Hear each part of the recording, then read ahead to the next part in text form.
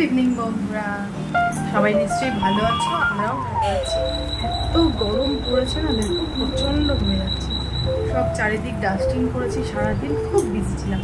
আর তোমাদের সাথে আজকে শেয়ার করব আমার ঘরের একটা নিত্যদিনের একটা বিশাল বড় প্রবলেম।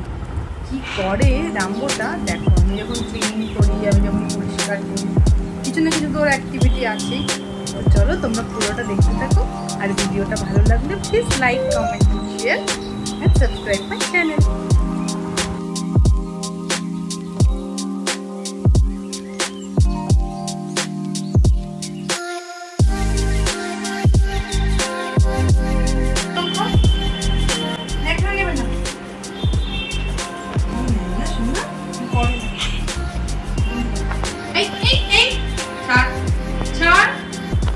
সব সময় আমি কিছু করতেই ওর একটা কাজ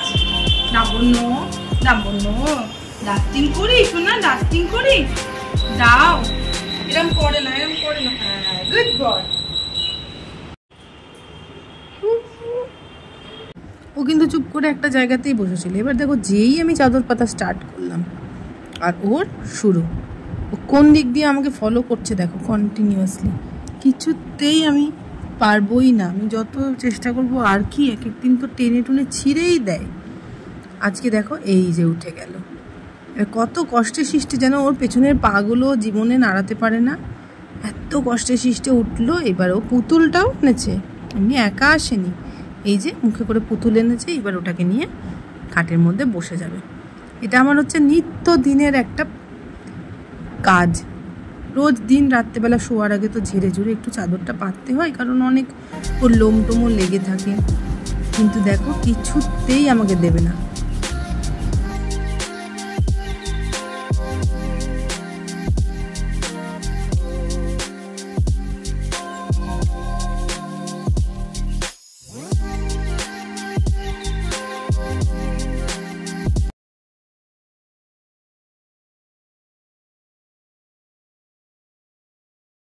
কত রকমভাবে চেষ্টা করছি, দেখো পুতুলটাকে নিচে ফেলে দিলাম, যদি লাফ মেরে নামে। এই যে নামলো, আলটিমেট নামলো।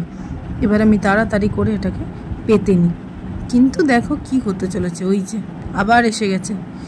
এবার কি করবে বলো তো? চাদরটাকে ও বুঝে গেছে যে আমি পেতেছি, ও কর্নার দিয়ে ওটাকে মুখে করে টেনে তুলে নেবে।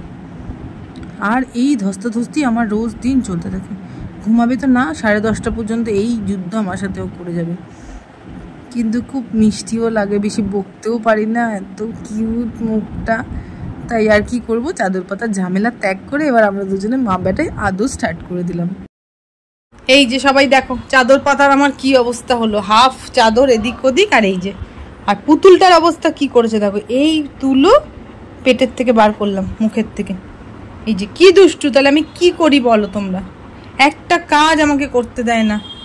সারা ঘর দেখো ক্লিন করি, গোছাই, আবার এই দুষ্টুটা নষ্ট করে দেয়। তোমাদের যাদের যাদের বাড়িতে পেট আছে তারা কিন্তু আমাকে কমেন্ট করে জানিও, তোমাদেরও কি আমার মতো অবস্থা? আর এত গরম পড়েছে না, বলতেও মানে খারাপ লাগে। সারাদিন তো আর এসি চালিয়ে রাখতে পারি না, দুপুরবেলা রাত্রেবেলা তো থাকে। আর ঘরটা ঠান্ডা থাকে বলে ওই মেঝেতেই শোয়। আর এখানে মিকির টিচার আসে, তো খাটটা আমি ক্লিন করছি তোমাদেরকে, সেই জন্য আজকে ভিডিওটা শেয়ার করলাম যে কিরাম করতে থাকে। এবার আমার দুষ্টুমি করা হয়ে গেছে, এবার কিন্তু নেমে সুসুর করে চলে যাচ্ছে। কি বলবো, এই যে দেখো। তো তোমাদের যাদের এই ভিডিওটা ভালো লেগেছে তারা প্লিজ চ্যানেলটাকে সাবস্ক্রাইব করে দিও। টাটা।